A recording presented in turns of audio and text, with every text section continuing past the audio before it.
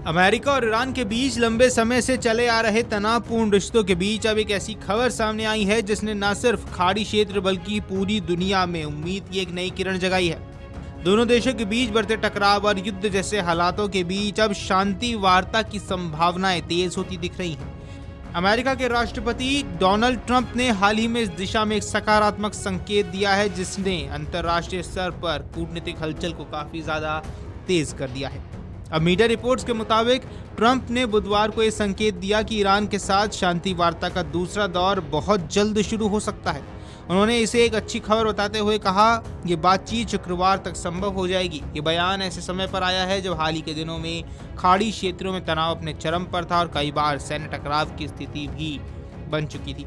Trump के इस बयान को सिर्फ एक राजनीतिक टिप्पणी नहीं बल्कि एक ठोस संकेत के रूप में देखा जा रहा है कि अमेरिका अब इस टकराव को बातचीत के जरिए हल करने के लिए गंभीर है।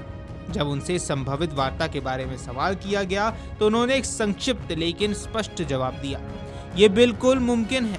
ये बयान दर्शाता है कि पर्दे के पीछे कूटनीतिक स्तर पर काफी काम हो चुका है और अब वह सार्वजनिक रूप से सामने आ रहा है। इस पूरे घटनाक्रम में एक अहम भूमिका पाकिस्तान निभाता हुआ नजर आ रहा है। पाकिस्तानी सूत्रों के हवाले से ये जानकारी सामने आई कि वह अमेरिका और ईरान के बीच मध्यस्थता कर रहा है और दोनों देशों को बातचीत की मेज पर लाने की कोशिशें लगातार जारी हैं। अब यही सूत्र दावा करते हैं कि अगले 36 से 72 घंटों के भीतर शांति वार्ता का नया दौर शुरू होने वाला है। ये समय सीमा बेहद अहम मानी जा रही है क्योंकि हाल ही के दिनों में हॉर्मुज और आसपास के क्षेत्रों में सैन्य गतिविधियों में काफी इजाफा देखने को मिला था।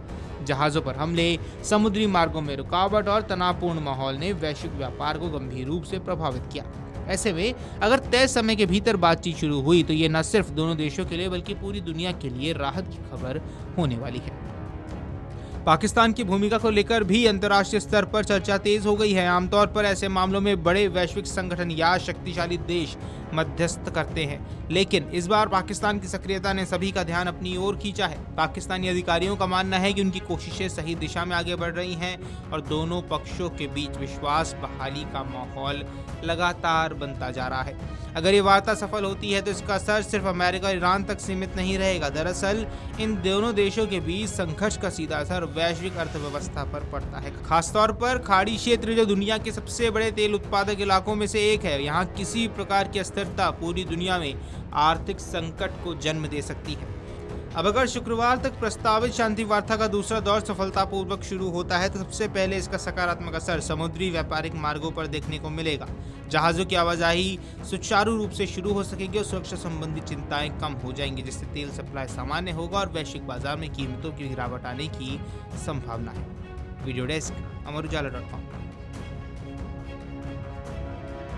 अगर आप ये वीडियो YouTube पर देख रहे हैं तो हमारे चैनल को सब्सक्राइब कर बेल आइकन दबाएं और Facebook पर देख रहे हैं तो हमारे पेज को लाइक करें।